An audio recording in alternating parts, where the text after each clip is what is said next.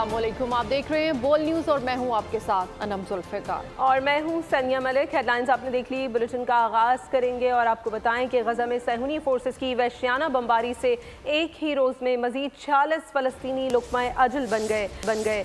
गजा में इमदादी कारकुनों के कत्ल पर इसराइल ने यू टर्न लेते हुए मौक़िफ़ तब्दील कर लिया। इजरायली फ़ौज ने सहाफ़ियों के खैमों पर हमला करके एक सहाफ़ी को जिंदा जला डाला, 7 को जख्मी कर दिया। दुनिया भर में इसराइल की मज़म्मत का सिलसिला जारी है। इमदादी कारकुनों के लर्जा खेज कत्ल पर आलमी बरादरी में तशवीश की लहर। इसराइल का यू टर्न। रेड क्रिसेंट और अक़वाम मुत्तहिदा ने आज़ादाना तहकीकात का मुतालिबा कर दिया। हमास का जनूबी इसराइली इलाकों पर जवाबी रॉकेट हमला। 10 में से कुछ रॉकेट फ़ज़ा में तबाह हो गए और कई अस्कलान में जा गिरे। मुतादिद गाड़ियाँ तबाह हो गईं। बच्चों की लाशों से लिपटे वालदैन के दिलसोज मनाजिर। शहीद छोटे बच्चों की तस्वीर वायरल। हर आंख पुरनम हो गई। भर की तरह स्वीडन में भी एहतजाज। आर्टिस्ट ने AI की मदद से नेतन्याहू का मुस्तकबिल बता दिया। गजा में खुराक की किल्लत, खुराक के हुसूल के लिए बच्चे परेशान। इसराइल ने इमदादी काफिले रोक रखे हैं। इंसानी इमदाद ना पहुँचने की वजह से गजा में जिंदगी मुश्किल तर हो गई है और गजा की सूरत हाल इंतहाई अबतर है। गजा को जहन्नुम बना दिया गया है। बच्चों को जिंदा जलाया जा रहा है। अवाम पर भूख और प्यास मुसल्लत कर दी गई है। पानी तक दस्तयाब नहीं है। तर्जुमान गजा जलाल अल-फरा की प्रोग्राम ऐसे नहीं चलेगा में गुफ्तगू। कहा, मुझे अपने बहन भाई का भी नहीं पता कि वो जिंदा हैं या शहीद हो गए। उम्मत मुस्लिमा को जागने के लिए और कितने फ़लस्तीनियों की लाशें चाहिए। तर्जुमान गजा फ़लस्तीनियों की हालत ज़ार बताते हुए रो पड़े।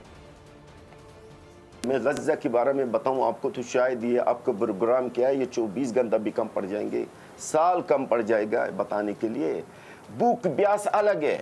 मेरे अवाम के पास तो पानी तक नहीं है। यकीन करे पानी पीने का तक नहीं है। जिस तरह डोनाल्ड ट्रंप साहब ने वादा किया था कि मैं मशरिक़ वस्ती को जहन्नुम बना दूंगा, तो यस ही डिड। इन्होंने कर दिया गजा को जहन्नम। गजा को इन्होंने जहन्नम बना दिया। गजा को कब्रिस्तान बना दिया। मैं खुद गजा का हूँ। मेरे सारे ख़ानदान गजा में ही है। जो आप यकीन करें, खुदा की कसम मुझे पता ही नहीं है मेरे बहन भाई अभी ज़िंदा भी है या शहीद भी हुआ, मुझे इल्म ही नहीं है। कोई इमेजिन एक मिनट के लिए कर ले कि वो मलबा के नीचे से अपने छोटा बच्चा को 3 टुकड़ा में निकाल रहा है। कौन ये चीज़ बर्दाश्त करेगा? कौन ये बर्दाश्त करेगा कि अपने छोटा भाई की लाश उठा?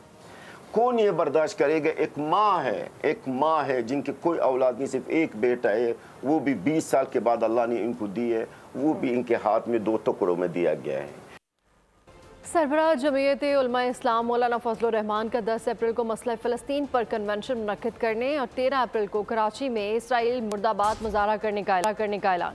वीडियो पैगाम में कहा कि फ़लस्तीन जल रहा है, बच्चे तड़प रहे हैं और हुक्मरान खामोश हैं।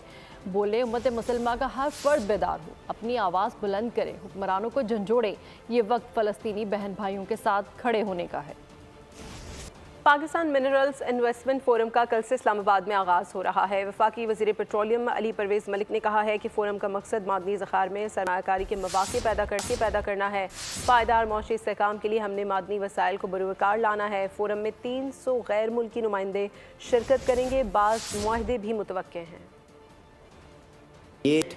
8 तारीख को और 9 तारीख को 2 दिन मुनक्किद किया जाएगा और तकरीबन जो हम पार्टिसिपेशन एक्सपेक्ट कर रहे हैं वो तकरीबन 2000 के करीब लोगों की है।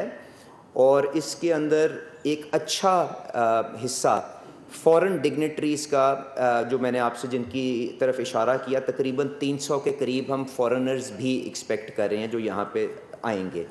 और इसके अंदर से हमारी वज़ीर आज़म साहब की ये भी ख्वाहिश है कि हम सिर्फ ये गुफ्तगू की हद तक इस सारी नशिस्त को महदूद ना करें। तो इसके ऊपर आपके सामने हम कुछ MOUs भी आपके सामने वहाँ पे आपके सामने उनको कंफर्म किया जाएगा।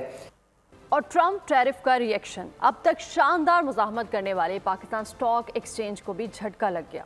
मंडी में तारीखी मंदी देखी गई। सरमायाकारों के $2 अरब मार्केट से निकल गए। मार्केट ट्रेडिंग के दौरान 8 हदें गंवा बैठी। आर्जी तौर पर कारोबार रुकने के बाद दोबारा आगाज हुआ, लेकिन मार्केट से मंदी के बादल ना छट सके।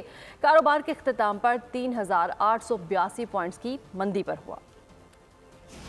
पाकिस्तान स्टॉक मार्केट शदीद दबाव का शिकार। कारोबारी हफ्ते के पहले रोज ही ट्रम्प टैरिफ ने हिस्सेस बाजार को अपनी लपेट में ले लिया। सरमायाकारों ने शेयर्स की फरोख्त को तरजीह दी। जैसे ही मार्केट खुलेगी तो अगर ये सब सेटलमेंट खुशअस्लूबी हो गया तो आप देखेंगे कि मार्केट स्टेबल हो जाएगी। अगर ये कहीं टेबल टॉक होती है और कहीं टैरिफ ये लोग नीचे लाते हैं तो और इंटरनेशनल मार्केट कहीं रिकवरी पे आती है तो हमारी मार्केट पर सपोर्ट आ सकती है। दौरान ट्रेडिंग स्टॉक मार्केट 5% तक गिर गई, जिस पर ट्रेडिंग रुकना पड़ी। दोबारा कारोबार शुरू होने पर भी मनफी असर बरकरार रहा। टैरिफ लेवीज तमाम एशियन कंट्रीज पे लगी हुई हैं, पाकिस्तान पे भी लगी हुई हैं, तो आई थिंक कि पाकिस्तान मार्केट का जायज़ है गिरना। जाहिर है दुनिया भर की मार्केट्स गिरती हैं तो उसका इम्पैक्ट आता है लोकल मार्केट तक। 3500 से ज़ायद पॉइंट की जो कमी देखी गई इस वक्त।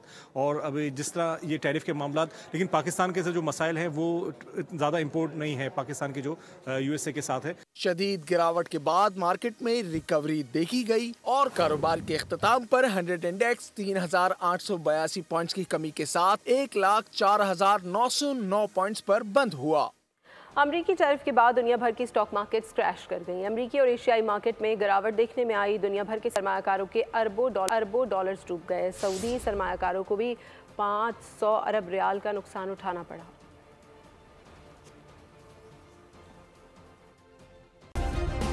सब्सक्राइब करें और बेल दबाएं ताकि कोई खबर रह न जाए।